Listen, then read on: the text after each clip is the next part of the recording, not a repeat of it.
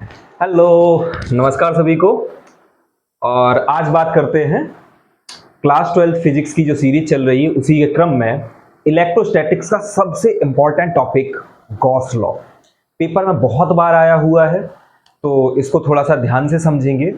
इसको समझने के लिए आपको बेसिकली दो तीन टॉपिक्स जरूर क्लियर होने चाहिए पहले के आपको, जो कि है आपका एक इलेक्ट्रिक फील्ड, इलेक्ट्रिक फ्लक्स और आपका कंटिन्यूअस चार्ज डिस्ट्रीब्यूशन। तीनों ही आपके वीडियोस जो हैं पीछे आपके चैनल में पड़े हुए हैं, आप उनको देख सकते हो। फिर जब वो तीनों क्लियर होंगे आपको, तो फिर गॉस लॉ बड़ा आसान है। एक्चुअल में एक साइंटिस्ट थे गॉस, उन्होंने ऑब्जर्व किया या एक अपने लिए बहुत इंपॉर्टेंट सा एक डेरिवेशन लेके आए, जिसमें उन्होंने ये बताया कि अगर फ्लक्स हमें निकालना है, ठीक है ना, फ्लक्स किसी भी सरफेस पे, चाहे जैसी सरफेस हो वो, no matter whatever the size shape कुछ भी है उसका, आपको क्या करना है कि उसका अगर फ्लक्स निकालना है तो उन्होंने बहुत सिंपल सी डेफिनेशन दी कि यार जितना चार्ज उसके अंदर है, उस सरफेस के द्वारा जितना चार्ज इनक्लोज किया गया है, अगर उसमें आप 1/ε0 टाइम का मल्टीप्लाई कर दें, मतलब 1/ε0 का मल्टीप्लाई कर दें, तो वो जो वैल्यू बनेगी वो फ्लक्स होगी। मींस गॉस ने ये कहा कि कोई भी सरफेस बनी रहे, no matter whatever the shape and size, but in current scenario या अपने सॉल्व करने के पर्पज से हम सिर्फ सिमेट्रिकल सर्फेसेस को लेके चलते हैं। अगर सिमेट्रिकल सर्फेसेस हैं तो फिर ये जो आपका गॉस लॉ है वो बहुत बेनिफिशियल हो जाता है, अदरवाइज कैलकुलेशंस बहुत कॉम्प्लिकेटेड हो जाती हैं। तो आइए बिना टाइम को वेस्ट करे समझते हैं कि गॉस लॉ क्या है। एक्चुअल में गॉस ने ये कहा कि the total electric flux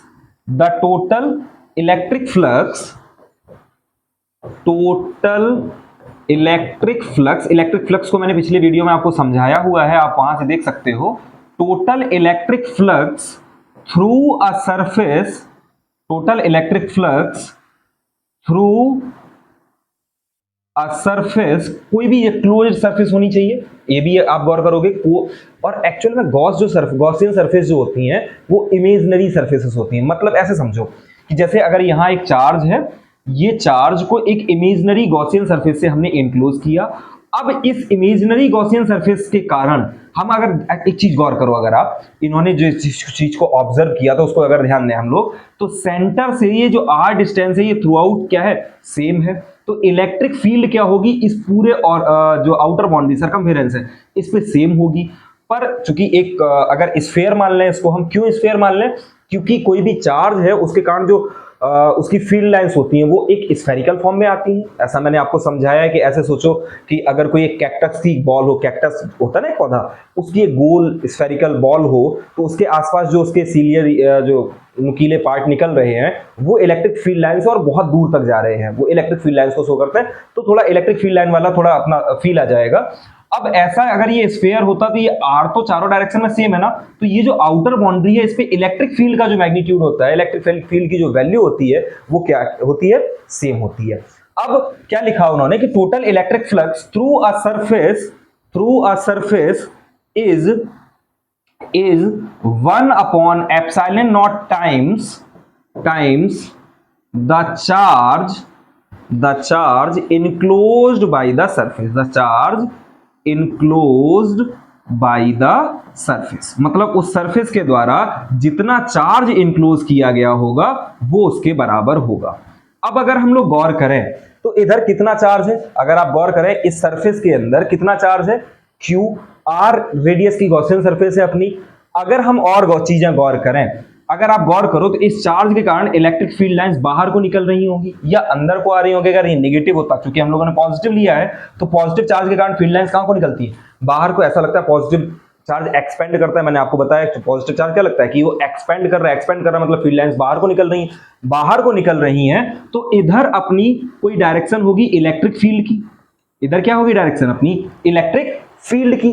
plus अगर मैं आपसे पूछूं कि ये बताओ क्या आप एरिया, जैसे मैंने एक आपको कल भी समझाया था जब मैंने एरिया वेक्टर समझाने का प्रयास किया था, फ्लक्स को समझाया था, मींस पिछले वीडियो में जब हमने समझाया था तो आपको ये समझाया था कि कोई सरफेस है, उस सरफेस ये जैसे हमें दिखाई दे रही है, तो जो दिखाई दे रही है वो ये पार्ट है ना, तो इसकी डायरेक्शन क्या होती है, या तो यहां को आउटवर्ड या फिर इनवर्ड।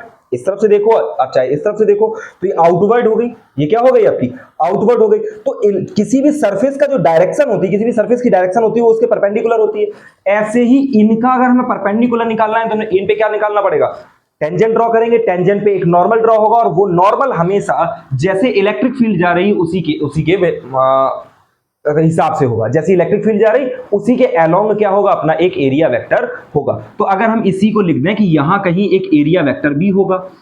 अब अगर एक छोटा सा काम कर लें, हमने क्या किया है फिगर के लिए कि यहां पे एक छोटा सा सरफेस का एलिमेंट ले लिया, क्योंकि पूरी सरफेस कैसी है, सिमेट्रिकल है। तो अगर हम इसको छोटे पार्ट के लिए निकाल लें, छोटे पार्ट के लिए छोटी सरफेस ले लें, छोटी सरफेस के लिए छोटा सा फ्लक्स होगा, उस छोटे से फ्लक्स को अगर हम देखेंगे और उसको फर्दर इंटीग्रेट कर लेंगे, अगर हम इंटीग्रेट कर लेंगे तो होगा क्या कि वो होल सरफेस के लिए अपना फ्लक्स निकल के आ जाएगा।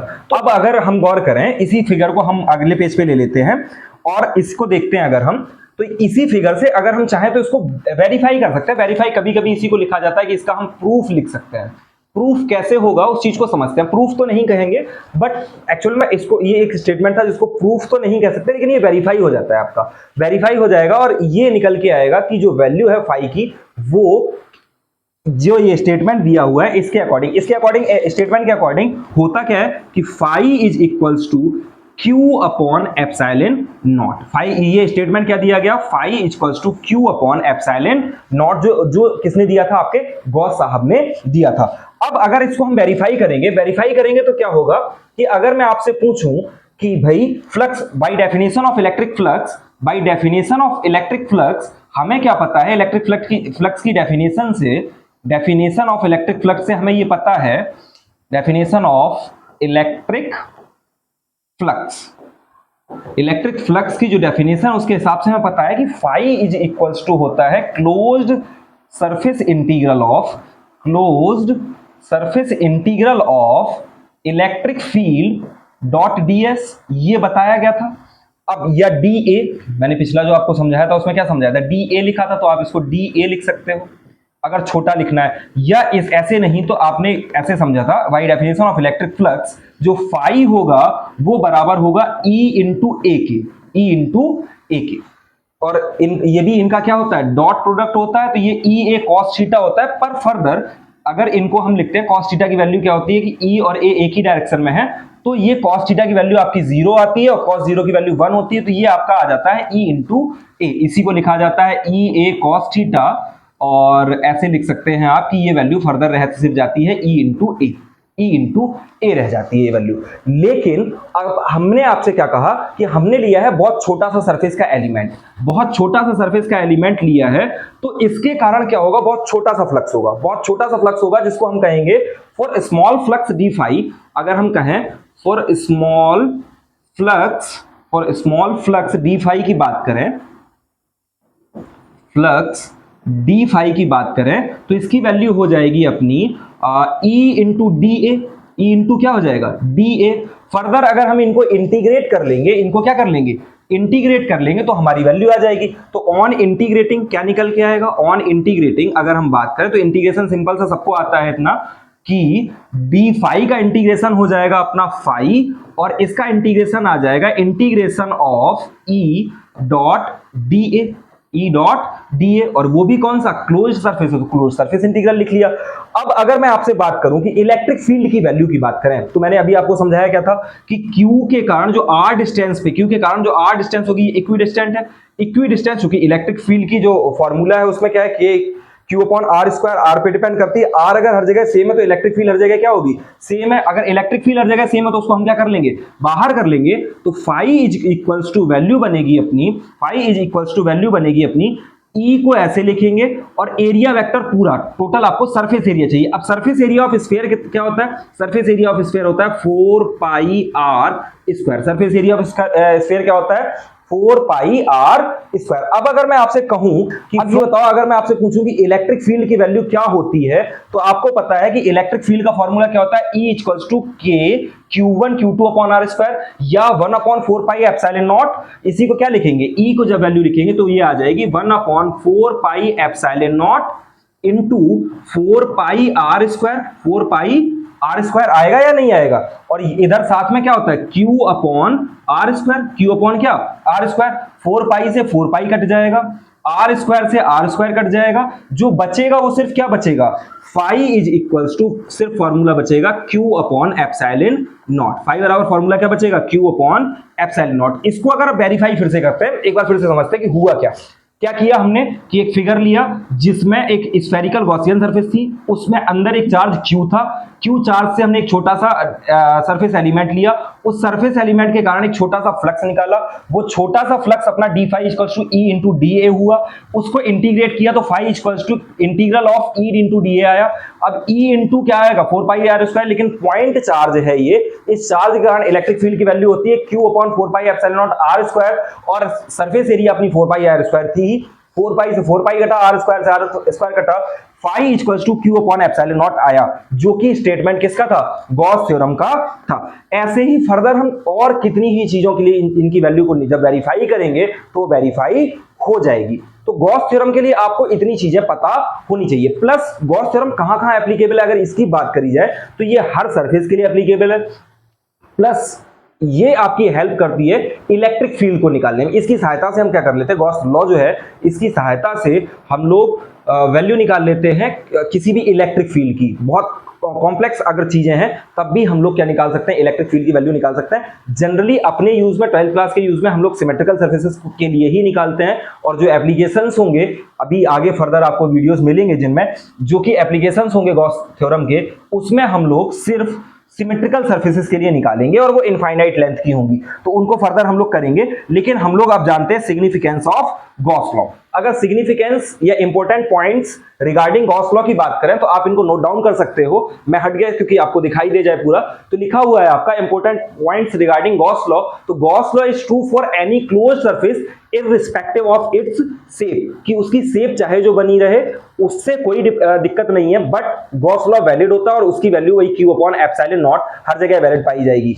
The term Q on the right side of equations refers to all charges inside the close surface. जो राइट साइड में अपना क्यू अपॉन एप्सिलॉन नॉट है वो सबके लिए वैलिड है। Plus the term E on the left side is due to all charges both inside and outside, मतलब charge चाहे जितना बना है, चाहे इनसाइड हो चाहे आउटसाइड, इलेक्ट्रिक फील्ड उससे बनती है। बट जो फ्लक्स होता है वो हमेशा किससे होता है, जो सरफेस के अंदर चार्ज, गॉसियन सरफेस में जिस चार्ज को इंक्लोज किया, तो surface is called Gaussian surface and it can not pass through a point charge, मतलब किसी पॉइंट चार्ज से वो पास नहीं हो सकते। अगर इसको समझना है अगर, तो हम ऐसे समझ सकते हैं, कोई अगर मान लेते हैं पॉइंट चार्ज यहां है, कोई पॉइंट चार्ज ऐसे है, और अगर कोई गॉसियन सरफेस इससे पास करेगी, तो होगा क्या कि यार ये चार्ज इसकी फील्ड लाइन बाहर को भी, इसकी फील्ड लाइन अंदर को भी है, तो चार्ज चूंकि इंक्लोज नहीं हुआ तो हम गॉसियन सरफेस को लगा नहीं पाएंगे या गॉस थ्योरम को लगा नहीं पाएंगे, और फिर वो वैलिड नहीं पाई जाएगी। तो क्योंकि सिर्फ गॉसियन सरफेस जो एप्लीकेबल है या गॉस लॉ अपना एप्लीकेबल है वो सिर्फ कंटीन्यूअस चार्जेस के लिए है, तो आपको उसका ध्यान रखना होता है। प्लस अगला पॉइंट जो है आपका, Gauss law is based on inverse square dependence on distance as seen in Coulomb law. Any violation of Gauss law will result in departure from inverse square law. मतलब अगर ऐसा हो जाए, सुनना इस चीज को अगर हम समझें तो होता क्या है कि अगर हम इसको समझें तो है क्या कि अगर कभी इन केस कभी गॉस लॉ वैलिड नहीं पाया गया, या ऐसा कह लो कूलॉम लॉ या इनवर्स स्क्वायर लॉ वैलिड नहीं है, तो फिर गॉस लॉ भी उसके कारण वैलिड नहीं पाया जाएगा। क्योंकि गॉस थ्योरम पूरी जो बेस्ड है वो फ्लक्स के ऊपर है, फ्लक्स इलेक्ट्रिक फील्ड से लिंक है, इलेक्ट्रिक फील्ड कूलॉम लॉ से लिंक है, तो सारी चीजें एक दूसरे से लिंक है। अगर वो ऐसा ना पाया गया तो फिर वो वायलेट कर जाएगा। इतने आपको पॉइंट्स याद रखने चाहिए। तो गॉस थ्योरम जैसे आप नोट्स बनाओगे अपने, तो गॉस थ्योरम का जो स्टेटमेंट मैंने लिखाया उसको लिखोगे, फिर phi equals to Q upon epsilon not ये लिखोगे।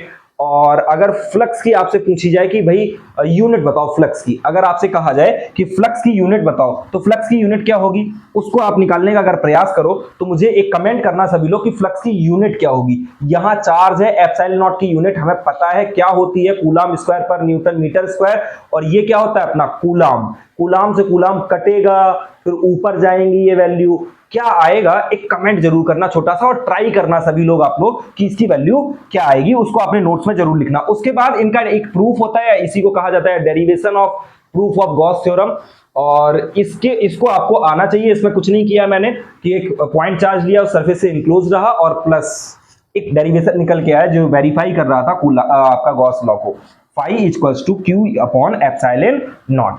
इतना आपको गॉस थ्योरम के पर्पस से पता होना चाहिए। अगले वीडियो में हम लोग समझेंगे गॉस थ्योरम से कैसे हम किसी एक इनफाइनाइट लेंथ की कोई एक रॉड ले लेंगे या कोई एक वायर ले लेंगे, उसके कारण इलेक्ट्रिक फील्ड क्या होगी। हम लोग एक इमेजिनरी सरफेस को ड्रॉ करेंगे, अगर एक रॉड है तो उसके कारण इमेजिनरी सरफेस सिलेंडर को लेंगे और एक डेरिवेशन निकाल के लाएंगे जिसमें इलेक्ट्रिक फील्ड की वैल्यू आएगी। उसके बाद अगला उसका जो एप्लीकेशन होगा एक और, उसमें प्लेन सीट ले लेंगे बहुत पतली सी, उस सीट के लिए डेरिवेशन को प्रूव करेंगे, वैल्यूज निकालेंगे। और थर्ड वाला होगा कि एक कोई रिंग लेंगे, उस रिंग के कारण क्या होगी इलेक्ट्रिक फील्ड की वैल्यू इनसाइड और आउटसाइड, उसको निकालेंगे हम लोग। तो इतने से एप्लीकेशंस हैं, इतने में आपका पूरा सिलेबस लगभग फर्स्ट जो चैप्टर है आपका वो कंप्लीट होता है।